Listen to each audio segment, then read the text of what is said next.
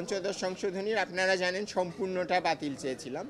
তো অন্য যেগুলো আর্টিকেল উনি আজকের রায় বাতিল করেনি সেগুলোর বিষয়ে উনি বলেছেন যে সেগুলোকে উনি বৈধতাও দিচ্ছেন না, সেগুলো উনি ভবিষ্যৎ সংসদের জন্য রেখে দিচ্ছেন। ভবিষ্যৎ সংসদ জাতির প্রয়োজন অনুযায়ী সেগুলো রিভিউ করে সেগুলো রাখতে পারেন, চাইলে বাতিলও করতে পারেন। তত্ত্বাবধায়ক সরকার ব্যবস্থা ফেরার ক্ষেত্রে একটা প্রধান প্রতিবন্ধকতা আজকে দূর হলো। অবশ্যই সংবিধান কার অধীনে হবে যদি আপিলের ডিভিশনও রিস্টোর করে? কোন ভবিষ্যৎ ইলেকশনের কথা বলছেন? নেক্সট যে ইলেকশনটা হবে, এরপরে যে ইলেকশনটা হবে এটা বর্তমান অন্তর্বর্তীকালীন সরকারের অধীনে হবে, যেটা প্রফেসর মোহাম্মদ ইউনূসের অধীন অন্তর্বর্তীকালীন সরকারের অধীনে হবে। এখানে আরও একটা বিষয় আপনাকে বলি, আপনাদেরকে পরিষ্কার করা উচিত, এবং এটা আমি আগেও একবার বলেছিলাম যে আজকের রায়ের মাধ্যমে তো সংবিধানের মধ্যে পঞ্চদশ তত্ত্বাবধায়ক ব্যবস্থা ফিরে এলো একরকম, কিন্তু এটা আবার অ্যাপিল বিভাগের রায়েরও একটা বিষয়বস্তু, এবং অ্যাপিল বিভাগের রায় হয়ে গেলে তত্ত্বাবধায়ক সরকার ব্যবস্থা পুরোপুরি সংবিধানে ফিরে আসবে। কিন্তু এটা পরিষ্কার হওয়া উচিত যে তত্ত্বাবধায়ক সরকার ব্যবস্থা এই দুটো রায়ের ফলে সংবিধানে যদি ফিরে আসে বা যখন ফিরে আসবে, আমরা তো অবশ্যই আশাবাদী এটা ফিরে আসবে। ফিরে আসার পথে আজকে আমরা অর্ধেক রাস্তা পার হলাম, আর অর্ধেকটা অ্যাপিল বিভাগে ত্রয়োদশ সংশোধনীর রিভিউ মামলা।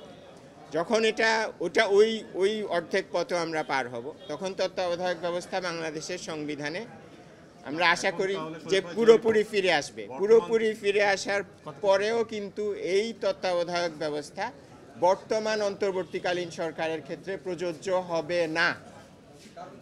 এটা কারণ হলো বর্তমান অন্তর্বর্তীকালীন সরকার এই তত্ত্বাবধায়ক ব্যবস্থার অধীনে গঠিত নয় সাধারণত, এবং এটা একটা এস্টাবলিশ প্রিন্সিপল, যে কোনো একটা কিছু যেই আইনের অধীনে গঠিত হয় তার সমাপ্তিও সেই আইনের অধীনেই হয়, এবং তার কার্যকলাপও যেই আইনের অধীনে সে গঠিত হয় সেই আইনের অধীনে পরিচালিত হয়। বর্তমান অন্তর্বর্তীকালীন সরকার তত্ত্বাবধায়ক সরকার ব্যবস্থা যেটা পঞ্চদশ দিয়ে বাতিল হয়েছিল তার অধীনে গঠিত হয় নাই। এটা গঠিত হয়েছে প্রধানমন্ত্রী পালিয়ে যাওয়ার ফলে বাংলাদেশে যে গভীর সাংবিধানিক শূন্যতা সৃষ্টি হয়েছিল সেই সাংবিধানিক শূন্যতা পূরণের জন্য, এবং সেই পরিপ্রেক্ষিতে আমাদের আপিল বিভাগ আমাদের রাষ্ট্রপতি আপিল বিভাগের কাছ থেকে সংবিধানের 106 অনুচ্ছেদে একটি মতামত চান, যেটা একটা সংবিধানের ধারা, এবং তখন আপিল বিভাগ মতামত দেন যে দেশে এই সাংবিধানিক শূন্যতা পূরণ কল্পে এবং দেশের সিকিউরিটি নিরাপত্তা, জনগণের নিরাপত্তা, অর্থনৈতিক নিরাপত্তা নিশ্চিত করার জন্যে প্রেসিডেন্ট একটা অন্তর্বর্তীকালীন সরকার গঠন করতে পারেন। কাজেই এটা গঠিত হয়েছে 106 অনুচ্ছেদের সুপ্রিম কোর্টের ওপিনিয়ন অনুযায়ী, এবং আরও কিছু সাংবিধানিক রীতিনীতি, যেমন ডক্ট্রিন অফ নেসেসিটি, যে রাষ্ট্রের প্রয়োজনে, জনগণের প্রয়োজনে একটা পদক্ষেপ নেওয়া যেতে পারে যেটা সংবিধানে স্পেসিফিক্যালি বলা নাই।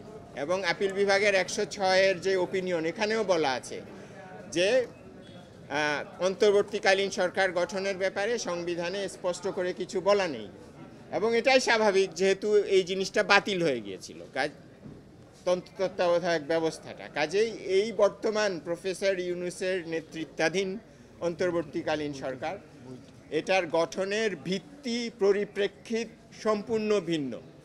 কাজেই এই অন্তর্বর্তীকালীন সরকারের কার্যপরিধি এবং কখন ওদের কার্যপরিধির সমাপ্তি হবে, এগুলো ওনারা যেভাবে গঠিত হয়েছেন ডক্ট্রিন অফ নেসেসিটি এবং মানুষের, জনগণের ইচ্ছা এবং চাহিদা, সেটা অনুযায়ী এটা নির্ধারিত হবে।